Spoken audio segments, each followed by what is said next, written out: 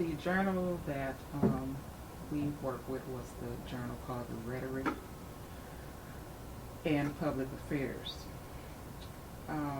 The journal, what it is published quarterly, and the journal explores the traditional arenas of rhetorical investigation, including a lot of things like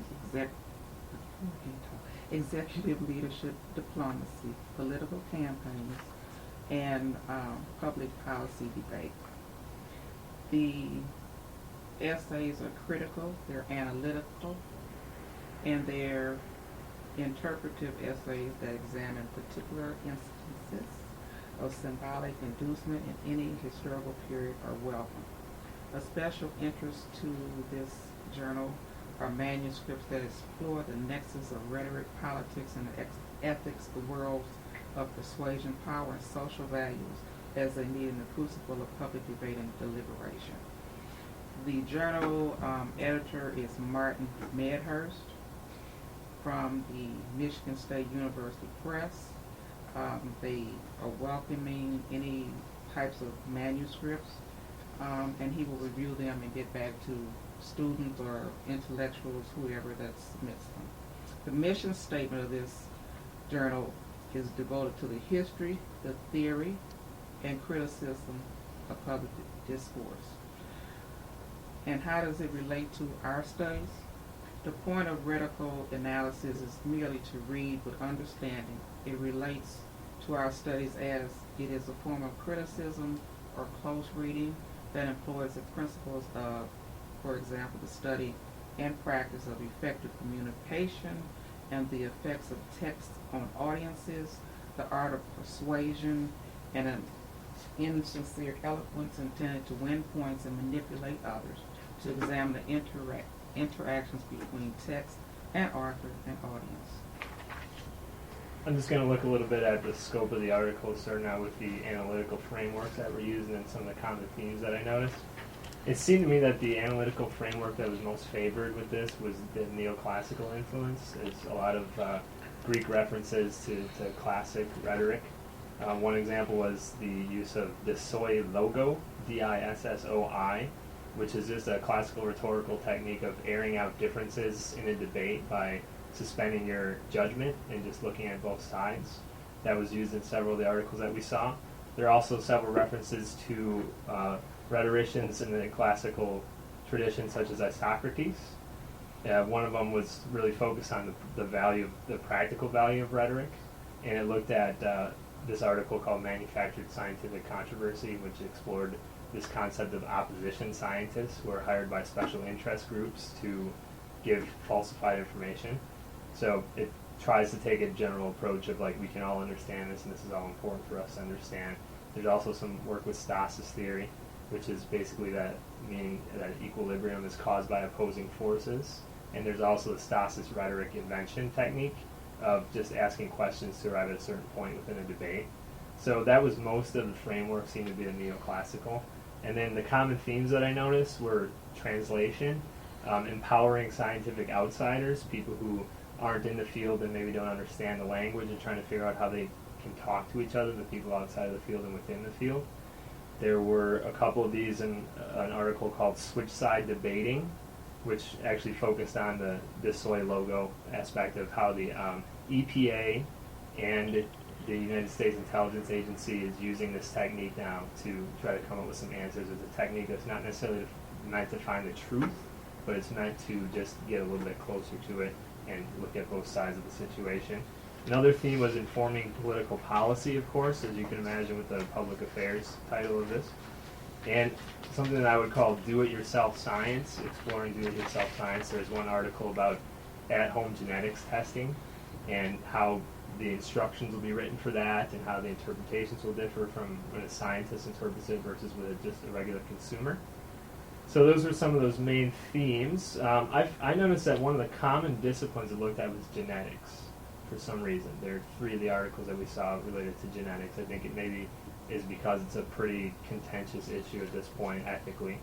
And I would say that the overall focus was more on health than on science, because it seems to me that health is more public than science sometimes. like health, maybe applied science. So that seems to be the direction that they try to take. Marsha's going to talk about a few articles that she enjoyed and recommends, and then I'll talk about the ones that I did. I chose an article called Genetic Subjectivity in Situ, a rhetorical reading of genetic determinism and genetic opportunity in the biosocial community of force. This article is by Kelly Pender, and it speaks about contemporary genetic medicine and the rise of the genetically at-risk subject.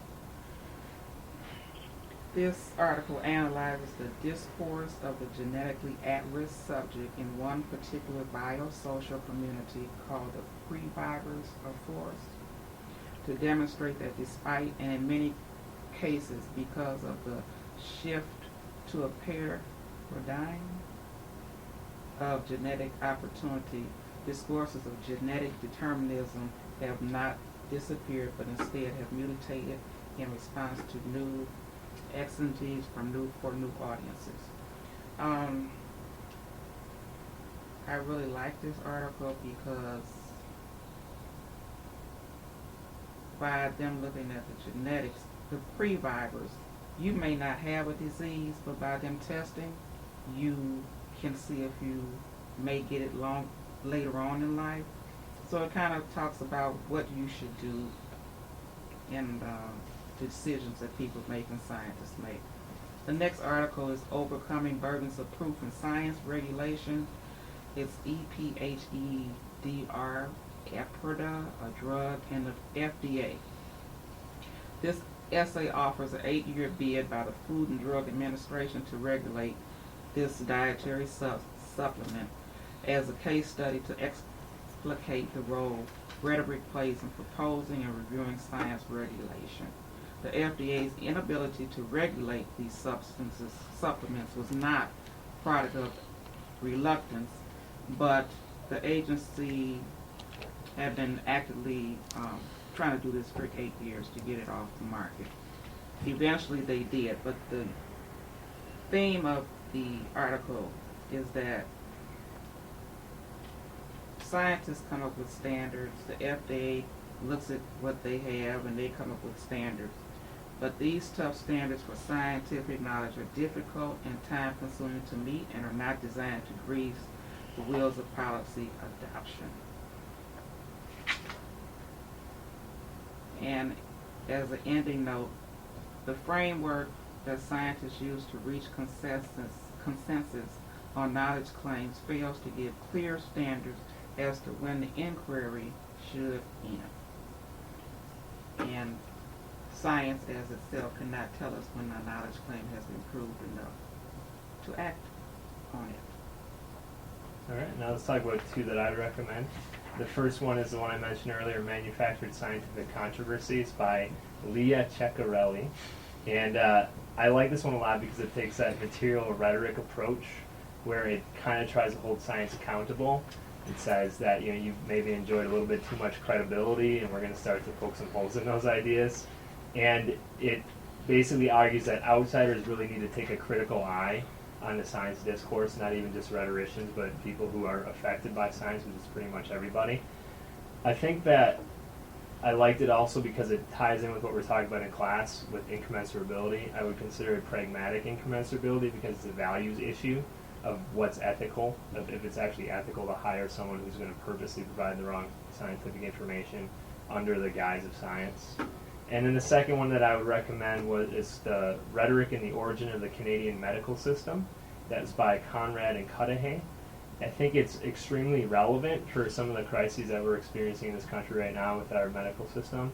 And so I thought that'd be very useful. It has a lot of implications for our debate. And it's always a reminder of the role that rhetoric plays in policy making. And that's what one of the biggest focuses is in the article. Thank you very much.